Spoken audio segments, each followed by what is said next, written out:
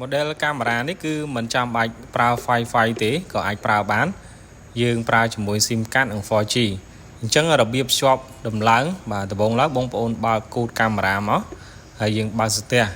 បាទដាក់ SIM និង memory ខាងក្រោមដាក់ SIM ខាងលើ memory អញ្ចឹងពេលដែលយើងដាក់រួចហើយបងប្អូនបិទស្ទះទៅវិញទៅបាទបន្ទាប់មកបងប្អូនដោតភ្លើងអញ្ចឹងក្រោយពីដោតភ្លើងហើយបងប្អូនរងចាំបន្តិច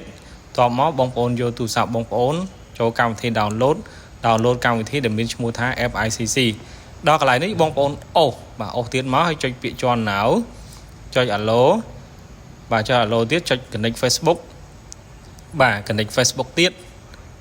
ដល់កន្លែងនេះយើងរងចាំបន្តិច connect ជាមួយ Facebook ចុច allo ទៀតចុចពាក្យ got it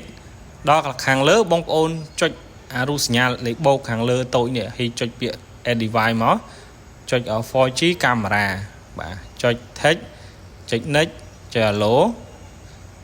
បាទកន្លែងនេះវាឲ្យយើង scan អញ្ចឹងយើងយកទូរស័ព្ទយើងទៅ scan លើកាមេរ៉ាទៅបាទលើកាមេរ៉ាមាន QR code សម្រាប់ឲ្យ scan អញ្ចឹងបន្ទាប់ពី scan ហើយយើងចុចទៅវាទាមទារឲ្យយើងដាក់លេខសម្ងាត់បាទលេខសម្ងាត់នេះយើងដាក់អក្សរធំខ្លះអក្សរតូចខ្លះបន្ទាប់មកលេខ56លេខមកបាទ